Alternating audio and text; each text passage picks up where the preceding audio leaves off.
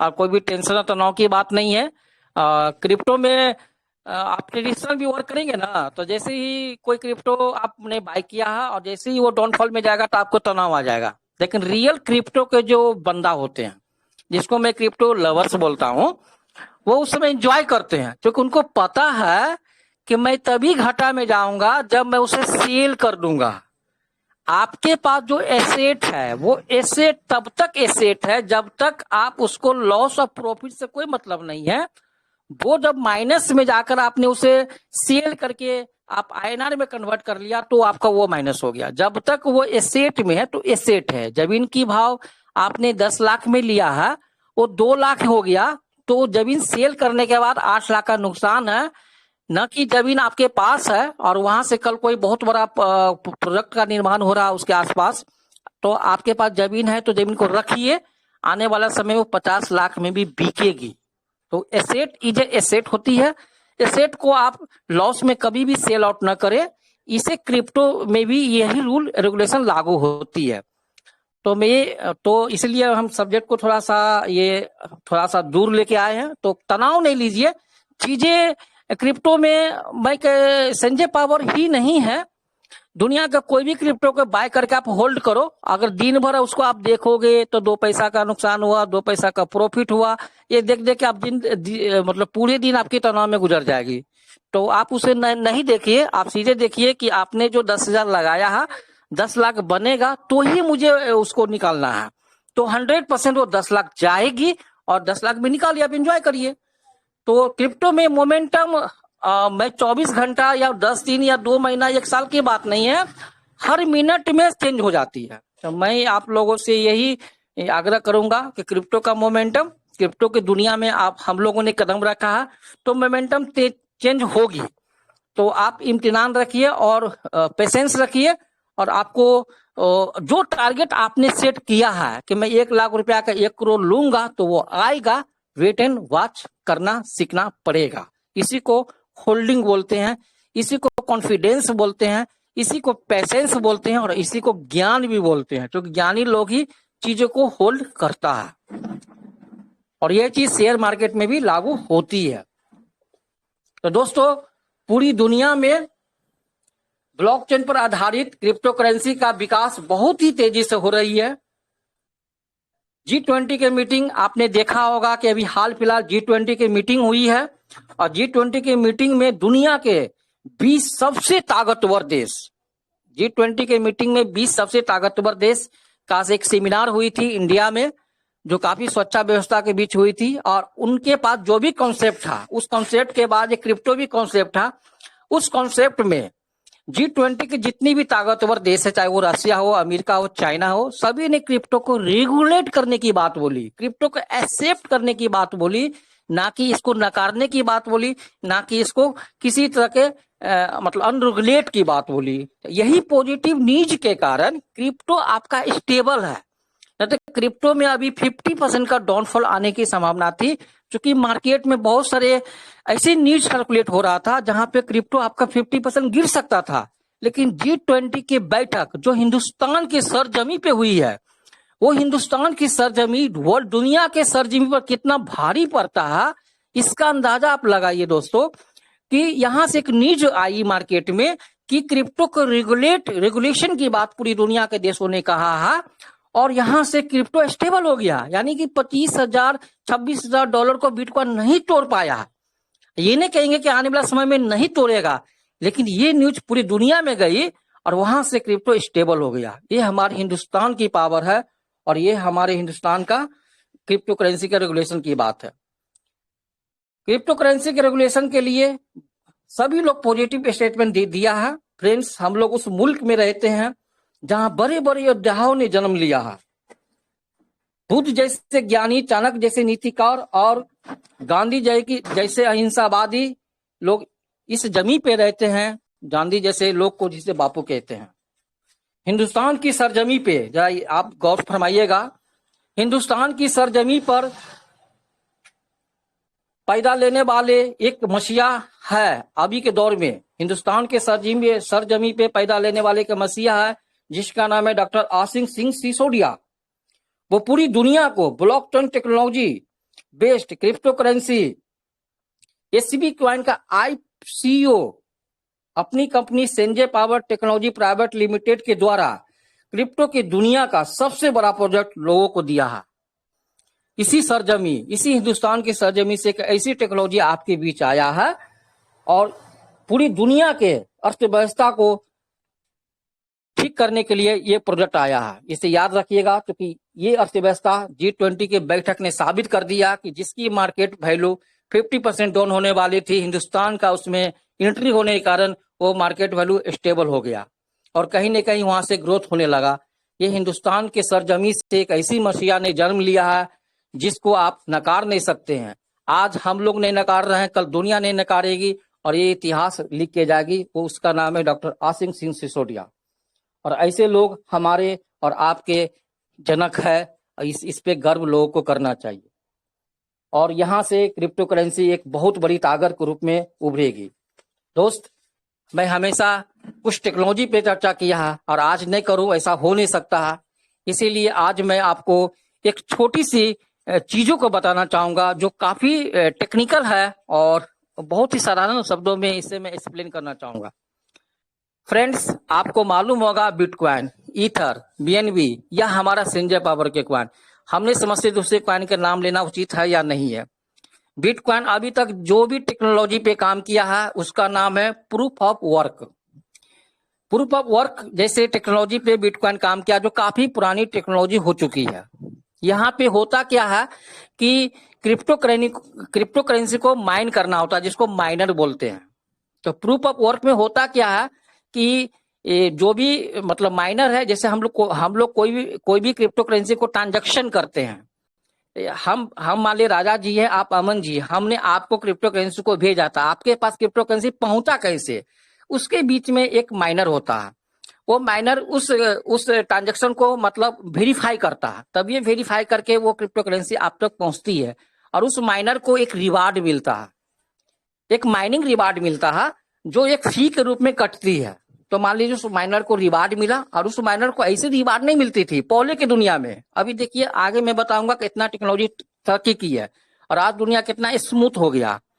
तो पहले क्या होता था कि हर व्यक्ति माइनर नहीं बन सकता था, उसके लिए एक सुपर कंप्यूटर की जरूरत थी, बहुत सारा क्रिप्टोग्राफी की जरूरत थी, लाखों लाख रुपया लोग खर्च करके उसको माइन करते थे, तब जाके एक माइनर हमारे ट्रांजेक्शन को वेरीफाई करता था। तो वहां पे क्या होती थी कि एनर्जी कॉस्टिंग, इलेक्ट्रिसिटी कॉस्टिंग ज्यादा होने के कारण पूरी दुनिया ने क्रिप्टो करेंसी पे ऑब्जेक्शन किया कि हमारे देश में ऊर्जा बहुत कम है और ऊर्जा क्रिप्टो करेंसी ज्यादा ले रही है। क्योंकि जो माइनिंग मशीन चलती थी, वो माइनिंग मशीन जो चलती थी वो अति पे चलती थी, इलेक्ट्रिक पर।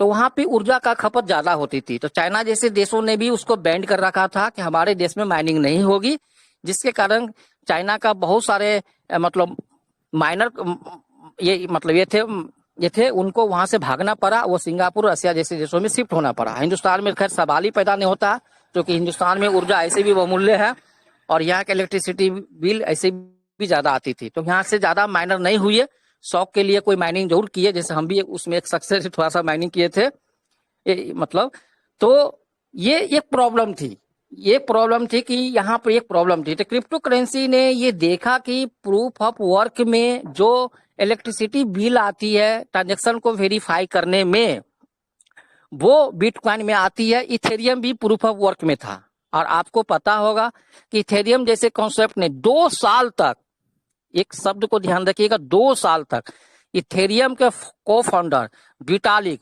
दुनिया में क्रिप्टो करेंसी में सबसे ज्यादा एसेट है, सबसे ज्यादा धनवान व्यक्ति है वर्ल्ड में। उसके बाद जितना एसेट है, अगर रियल में क्रिप्टो करेंसी को मतलब रियल एसेट में अगर गणना की जाएगी तो दुनिया में एलन मस्क से भी ज्यादा एसेट उसके पास है। उसके बाद इतना एसेट है कि उसके पता नहीं है कि मेरे पास धन कितना है। वो व्यक्ति को प्रूफ ऑफ वर्क से प्रूफ ऑफ स्टेक में इथेरियम को लाने में 2 साल का समय लगा था सर, 2 साल, उससे भी कहीं ज्यादा। 2 साल तक उसकी पूरे टेक्नोलॉजी डेवलपर ने, वर्ल्ड के जाने माने डेवलपर ने 2 साल तक काम करने के बाद वो इथेरियम को प्रूफ ऑफ वर्क से प्रूफ ऑफ स्टेक में लाया अब जाके इथेरियम वो माइनिंग कॉन्सेप्ट से बाहर हो गई, अब वो प्रूफ ऑफ स्टेक में आया। अब तब जाके इथेरियम प्रूफ ऑफ स्टेक का एक हिस्सा है और प्रूफ ऑफ वर्क से बाहर हो गई, लेकिन आज भी बिटकॉइन प्रूफ ऑफ वर्क में ही पड़ा हुआ है। और सेंजे पावर पे हम लोग का गर्व करना चाहिए कि शुरुआती दौर से ही उन्होंने अपनी कॉइन को प्रूफ ऑफ स्टेक में डाला है, not for proof of work में डाला है। मतलब आज के दुनिया में जो चीज फास्ट चल रही है उस पे डाला है। अब पता करते हैं हम लोग के प्रूफ ऑफ स्टेक होता क्या है। सर, दुनिया में कोई भी ट्रांजेक्शन को वेरीफाई करने के लिए कोई ना कोई होना चाहिए। हम लोग बैंकिंग ट्रांजेक्शन करते हैं तो उसका वेरीफाई कौन करता है? गेटवे करता है। चाहे गेटवे किसी भी कंपनी का हो सकता है, एसबीआई से हम पैसा का ट्रांजेक्शन किए, हमने आरबीआई में भेजा या सेंट्रल बैंक में भेजा, लेकिन आपको पता होना चाहिए कि जो ट्रांजेक्शन जा रही है उसके बीच में भी कोई है जो उसको ट्रांजेक्शन को वेरीफाई करता है, उसको गेटवे बोलते हैं। वो गेटवे कोई भी कंपनी हो सकता है कि एसबीआई का अपना हो सकता है सेंट्रल बैंक की अपना हो सकता है आरबीआई के अपना। अगर नहीं है तो उसको बाय करना होगा गेटवे को। वो प्राइवेट कंपनी भी हो सकती है। जैसे एटीएम, आपने जो एटीएम में जो आप एटीएम देखते हैं एसबीआई के एटीएम, क्या पता है कि वो एसबीआई का एटीएम है? नॉट, एसबीआई का एटीएम नहीं है, वो प्राइवेट कंपनी की मतलब एटीएम है। तो उसी प्रकार किसी भी ट्रांजेक्शन को वेरीफाई करने के लिए कोई ना कोई बीच में होता है। तो प्रूफ ऑफ स्टेक में आखिर वो कौन व्यक्ति है जो ट्रांजेक्शन को वेरीफाई करता है? Point noted. आखिर कौन व्यक्ति है जो ट्रांजेक्शन को वेरीफाई करता है? अब आपको ये जानकर आश्चर्य होगा, गर्व होगा, महसूस होगा, आप खुशी से उछल जाएंगे। उस ट्रांजेक्शन को वेरीफाई कोई करता है तो वो हम करते हैं, आप करते हैं, आम लोग करता है। और ऐसी टेक्नोलॉजी पहली बार क्रिप्टो के दुनिया में आई है और वो संजय पावर ने आपको दिया है। उसको प्रूफ ऑफ स्टेक बोलते हैं। हम लोग जो भी स्टेक में कॉइन डालते हैं यानी लिक्विडिटी, अब टेक्नोलॉजी बदल गई है, उसी को प्रूफ ऑफ स्टेक बोलते हैं। अब हम लोग जो लिक्विडिटी देते हैं उसी लिक्विडिटी से ट्रांजेक्शन वेरीफाई होती है।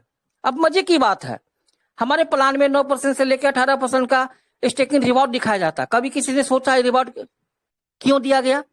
लोगों को लगता होगा अरे भाई उन्होंने कम पैसा लगाया इसलिए कम रिवॉर्ड है, ज्यादा पैसा लगाया ज्यादा रिवॉर्ड है। नहीं सर, ये टेक्नोलॉजी है, ये ब्लॉकचेन है।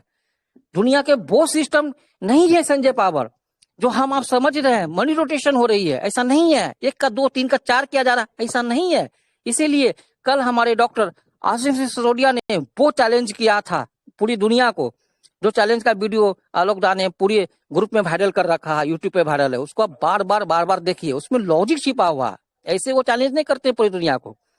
हमारे जो स्टेकिंग प्रोग्राम है, आज तक एमएलएम सिस्टम ऐसा सोच ही नहीं सकता है। आज तक मनी रोटेशन हुआ, आज तक मनी लॉन्ड्रिंग हुआ, 1 के 2 2 के 4 नहीं है। ये ब्लॉकचेन टेक्नोलॉजी से जुड़ा हुआ है। अब सवाल है कि हमने 100 कॉइन से नीचे डाला, मुझे 9% मिला, किसी ने 5000 कॉइन से नीचे स्टेक डाला, जस्ट मीन्स लिक्विडिटी। हम जो स्टेक डालते हैं उसको लिक्विडिटी बोलते हैं। तो अब दोनों में अंतर क्या है? उसको 18 मुझे 9 क्यों मिल रहा? सर अंतर है।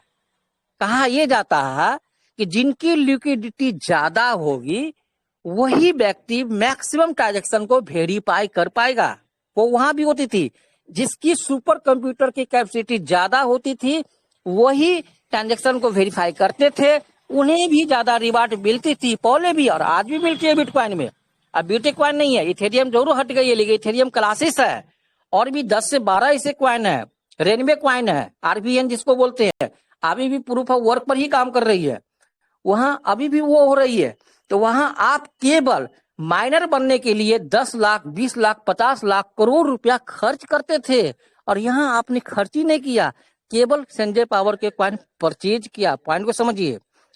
और 10 कॉइन वाले लोग, 100 से नीचे कॉइन वाले लोग को 9% रिवार्ड ये मिलता है कि चूंकि उन्हें ट्रांजेक्शन को वेरीफाई करने की मौका कम मिलती है।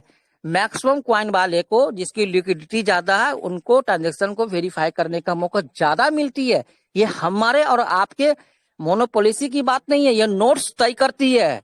हम लोग जो स्टेक लगाते हैं वो ब्लॉकचेन के नोट्स पर नंबर में इंडिकेट हो जाता है, 1 2 3 4 5 6 7 8 नाम से इंडिकेशन नहीं होती है।